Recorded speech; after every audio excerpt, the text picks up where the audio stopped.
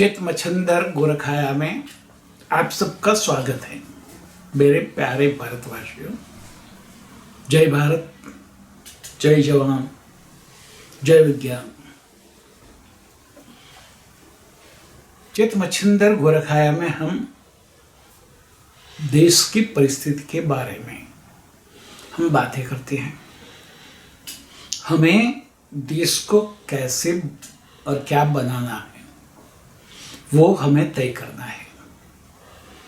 कहीं आतंकी हमला हुआ तो हमने बोल दिया कि पाकिस्तान ने करवाया, इसने करवाया, मगर ये हुआ क्यों वो कभी हम नहीं सोचते। उसके लिए हम जिम्मेदार हैं कि ये हमला हुआ तो हमारे में से कई गद्दार लोग ये आतंकियों को मदद कर रहे हैं।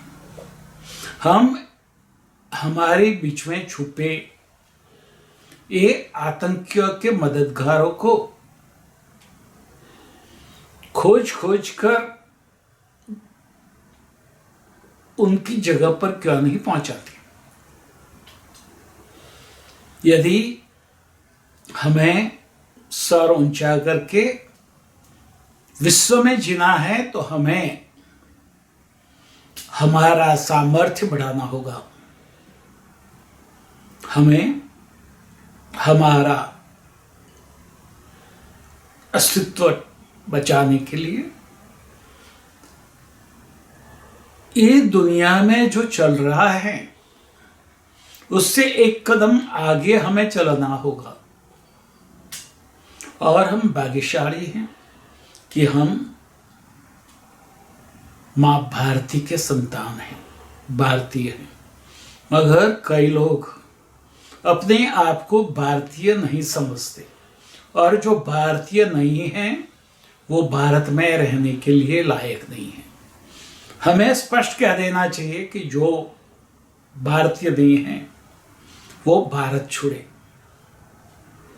जो भारत के राष्ट्रगीत को गाने के लिए तैयार नहीं है वो जहां राष्ट्रगीत नहीं है वो देश में चले जाए। जो भारत के राष्ट्रध्वज को सलाम देने के लिए तैयार नहीं है वो भारत छोड़े और जहां राष्ट्रध्वज न हो जो देश में वहां चले जाए। हमें खुल के बोलना पड़ेगा, चाहे वो विधर्मी हो, अधर्मी हो, धर्मद्रोही हो या हमारे कोई राजकारणी हो। और एक बात समझ लो, ये भारत देश है, हिंदुओं का देश है और उसमें सत्ता तो हिंदुओं की ही होगी। राहुल गांधी जैसे नकली गांधी नकली हिंदू बन के खुद अपना क्या धर्म है वो बताते नहीं हैं और हमें हिंदू और हिंदुत्व में उलझाते हैं। तो उलझना बंद करो। हिंदुत्व ही हिंदुओं की पहचान है, ईसाईयत ही ईसाइयों की पहचान है, इस्लामियत ही इस्लाम की पहचान है। मगर जो हिंदू है ही नहीं उसको हिंदुत्व क्या है वो पता कैसे चलेगा। और ऐसे जो लोग हैं उसको सत्ता से दूर रखो। वो भारत में सत्ता संभालने के लायक नहीं है। और खाली राहुल गांधी की बात नहीं है, अरविंद केजरीवाल, फारूक अब्दुल्ला, महबूबा मुफ्ती, अखिलेश यादव,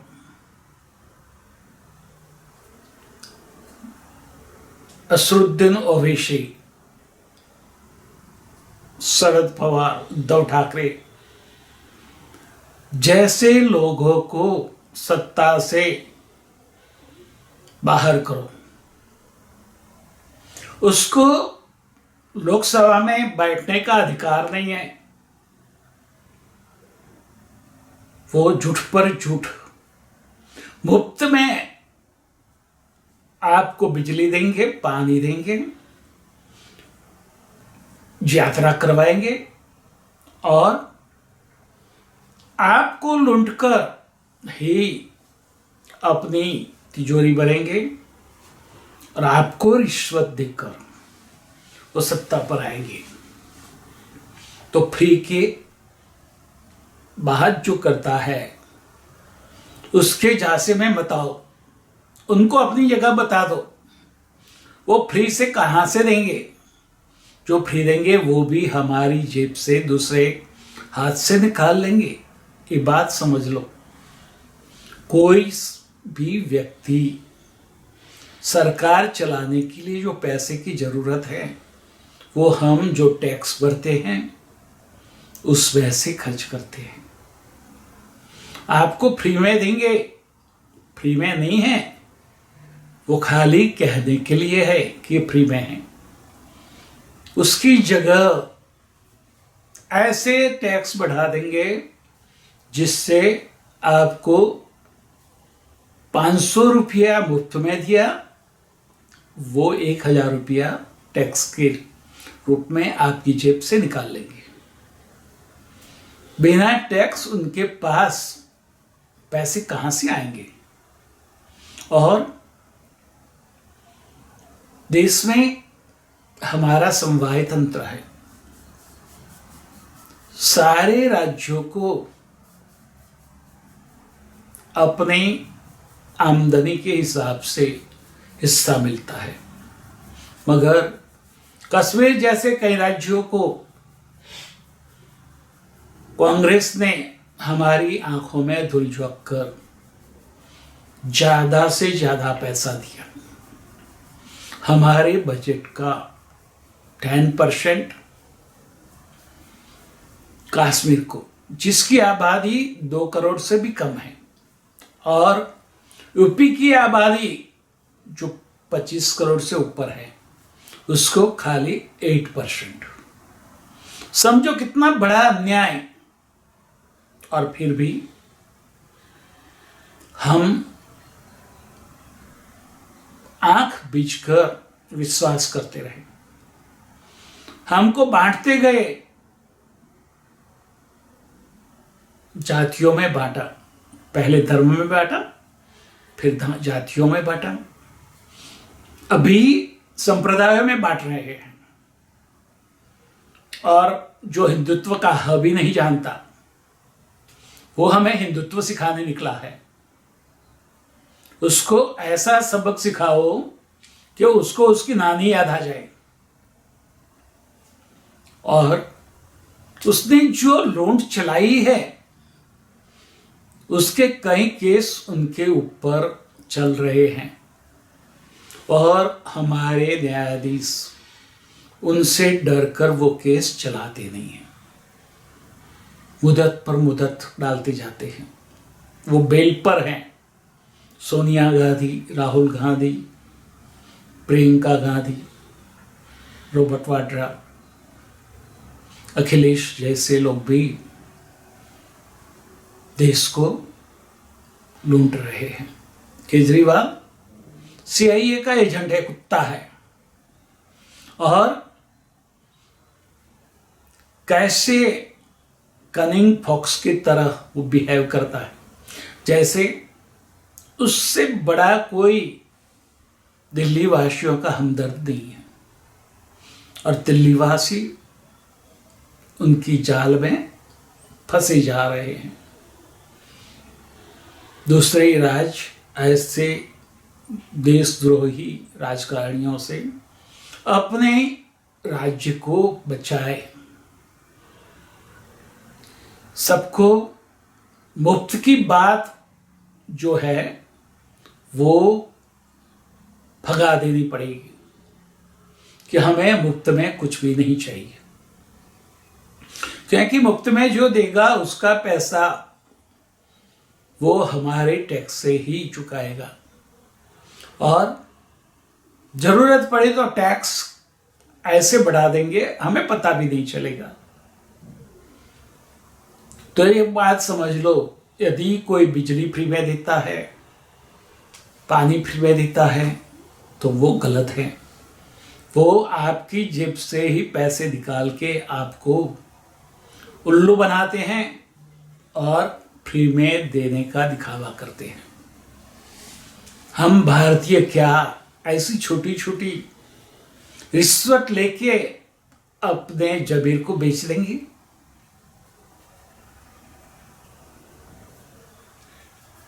हमारे बंधारण को यदि सुधारना पड़े तो सुधारने की जरूरत है। देश में 2 या 3 पार्टियां की जरूरत है, मगर कमनसीबी है कि राष्ट्रीय पार्टियां से ज्यादा रीजनल पार्टियां बन गई हैं और प्रादेशिक हितों को आगे करके देश हित को नष्ट किया जा रहा है।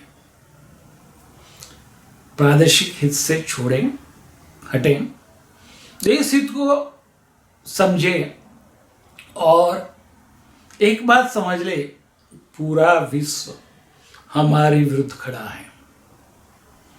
अमेरिका हो, रशिया हो, चाइना हो, जापान हो, ब्रिटेन हो, फ्रांस हो, कोई हमारा हमदर्द नहीं है। वो अपने स्वार्थ के लिए हमारे साथ मित्रता रखने का दौड़ करते हैं, दिखावा करते हैं। हमें हमारी रक्षा खुद करनी पड़ेगी। किसी को ब्लेम करने के बजाय हमारे अंदर छुपे गद्दारों को, अमीचंदों को बाहर निकालकर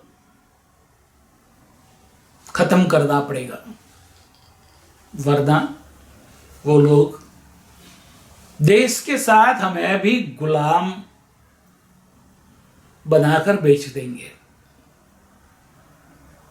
यदि गुलाम बनकर चुपचाप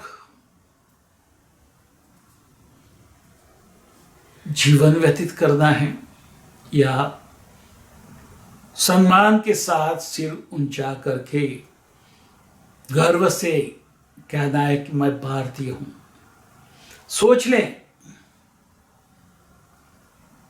कहीं पक्षपात में न उलझे। राष्ट्रीय पार्टियों को आगे लाए और कांग्रेस अभी खत्म हो गई है। दूसरी एक राष्ट्रवादी पार्टी की जरूरत है जो कांग्रेस से अलग हुए हैं और ईमानदार लोग हैं। वो देश में नया पक्ष बनाए और एक बात बंधारण में तय करें कि रीजनल पार्टियां देश में होनी ही नहीं चाहिए, क्योंकि पूरा भारत देश अपने एक एक कोने के व्यक्ति को भी ध्यान में रखकर उसको आगे ले जाने के लिए प्रयत्न करता है। रीजनल पार्टियां देश के टुकड़े कर देंगी। जैसे बंगाल में सरमुखत्यार ममता कोई पार्टी को खड़ी नहीं होने देती और जो पार्टी के सभ्य बनते हैं उसको खत्म कर दिया जाता है। तो क्या हम ये चला लेंगे? कश्मीर में भी आज वही हो रहा है। जो कश्मीर के नहीं हैं वो लोग कश्मीर के ऊपर राज कर रहे हैं। फारूक अब्दुल्ला कश्मीरी पंडितों का सबसे बड़ा गुनहगार है। उसको बाहर क्यों रखा गया है वो समझ में नहीं आता है। उसको तो जेल में होना चाहिए।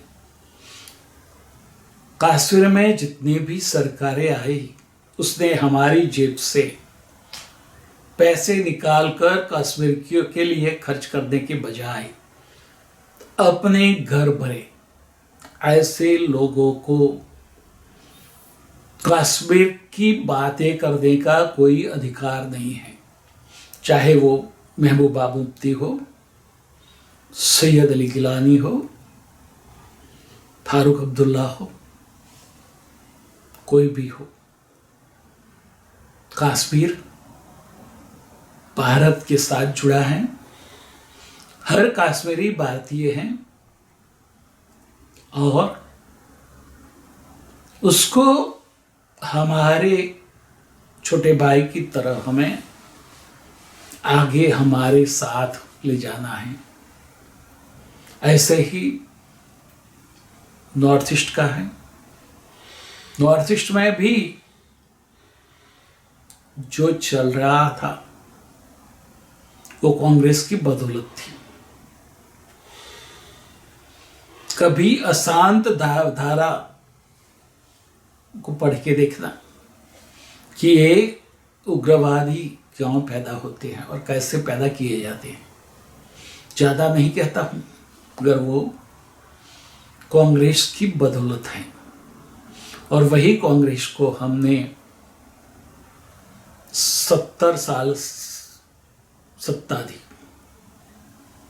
आज वो कांग्रेस नकली गांधी परिवार की निजी पार्टी बन गई है।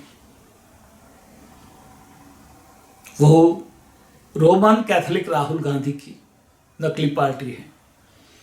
देश में हिंदुत्ववादी हिंदू राज करेगा कि रोमन कैथोलिक ईसाई, वो आपको तय करना है।